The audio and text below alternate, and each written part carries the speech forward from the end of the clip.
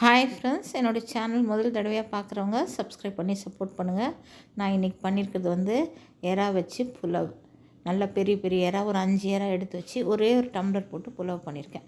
அதுக்கு ஒரு பாத்திரம் வச்சுக்கிறேன். ஒரு 2 டீஸ்பூன் சின்ன ஸ்பூனில் நெய்யும் 1 டேபிள் ஸ்பூன் எண்ணெயும் விட்டுட்டு அதில் 2 பிரிஞ்சி இலை, ஒரு கருப்பு ஏலக்காய், 3 பச்சை ஏலக்காய், ஒரு ஸ்டாரு, 5 கிராம்பு, 5 துண்டு பட்டை, 10 மிளகு, அரை ஸ்பூன் சீரகம். அவ்வளோதான். இதில் வந்து புலாவுக்கு வந்து சோம்பு போட மாட்டாங்க, சீரகம் தான் போடுவாங்க. ஒரு பெரிய வெங்காயம் மெல்லிசாக வெட்டி வச்சுருக்கேன், அதையும் இதில் சேர்த்துக்கிறேன். சேர்த்துட்டு நல்லா வதக்கலாம்.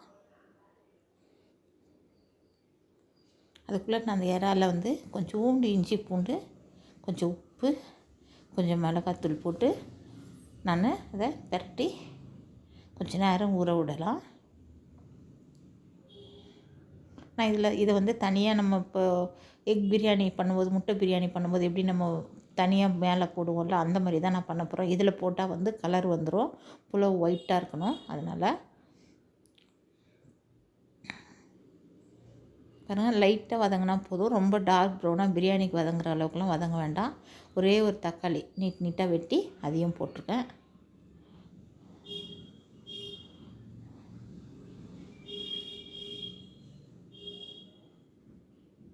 அதையும் போட்டு நல்லா வதக்கிக்கலாம். கொஞ்சம் உப்பு போட்டுக்கலாம், தக்காளி வதங்க. நான் 5 எறா வச்சு புலாவ் பண்ணுறதுனால கொஞ்சம் காய் எடுத்துக்கிறேன்.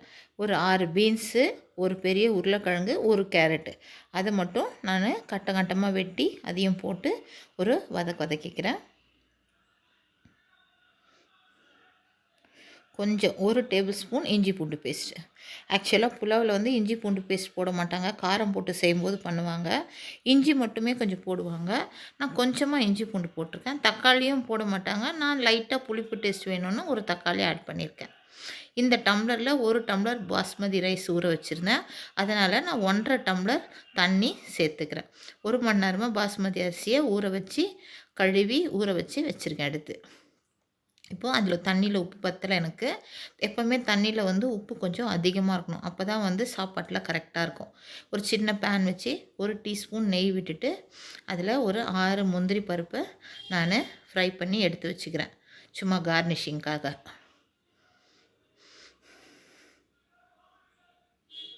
அதே பேனில் மேரினேட் பண்ணி வச்ச எறாவை ஒரு 90% ஃப்ரை பண்ணி எடுத்துக்கிறேன் நான். பேலன்ஸை சாப்பாட்டு மேலே வச்சு நம்ம தம் போட போகிறேன். நல்ல பெரிய சைஸ் எறா இது.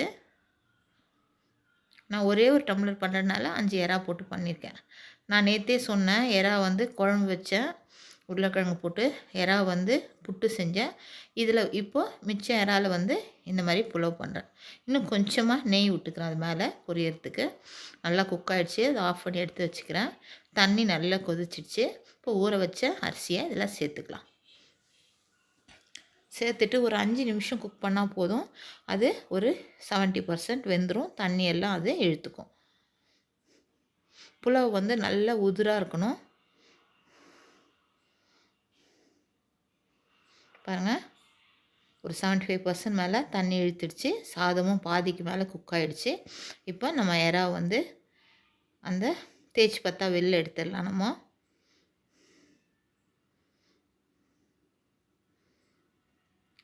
பிரிஞ்சி லீஃபை வெளில எடுத்துடலாம்.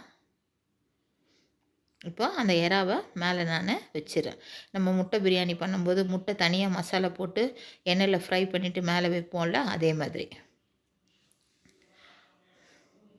மேலே வச்சுட்டு தம் போட்டுறேன். நான் பிரியாணிக்குன்னு ஒரு தோசைக்கல் வச்சுருக்கேன், தடியாக இருக்கும் இண்டாலியன் தோசைக்கல். அதில் போட்டு தம் போட்டு 15 மினிட்ஸ் தம் போட்டு ஸ்டவ் ஆஃப் பண்ணிவிட்டு திறக்காமல் 5 நிமிஷம் வச்சிட்டோம்னா கரெக்டாக இருக்கும். நான் எல்லாமே பிரிஞ்சி, பிரியாணி, வெஜிடபிள் புலாவு, எந்த ரைஸ் இந்த மாதிரி தம் போட்டு செய்கிறதுக்கும் அதுதான் டைமிங்ஸ் எனக்கு. இறக்கிட்டேன். சும்மா ஒரு சின்ன டீஸ்பூன் நெய் மேலே ஆட் பண்ணிக்கிறேன். எல்லாத்துக்கும் நம்ம மேலே நெய் கொஞ்சம் விடலாம், ஏன்னா மேலே சாதம் வந்து கொஞ்சம் ட்ரையாக இருக்கும். எப்போவுமே கீழே எண்ணெய்லாம் கீழே இருக்கும். சாதம் உடைக்கிறேன் பாருங்கள் எவ்வளோ உதிராக புலாவ் என்ன சூப்பராக இருக்குது பாருங்கள். நான் எறா வந்து கம்மியாக இருக்கிறனால நான் 1 டம்ளர் போட்டு தான் பண்ணேன். சூப்பரான புலாவ் ரெடி. அது ஒரு பச்சை மிளகாய் சும்மா கார்னிஷிங் பண்ணிக்கலான்னு சொல்லிட்டு மேலே வச்சு அந்த முந்திரியை வச்சு கார்னிஷ் பண்ணுறேன் நான். சூப்பரான புலாவ் ரெடி. நீங்களும் இந்த மெத்தடில் செஞ்சு பாருங்கள். ரொம்ப டேஸ்டியாக இருந்தது. இந்த வீடியோ பிடிச்சிருந்துன்னா லைக் பண்ணி, கமெண்ட் பண்ணி, ஷேர் பண்ணி, சப்ஸ்கிரைப் பண்ணுங்கள். தேங்க்யூ ஃபார் வாட்சிங்.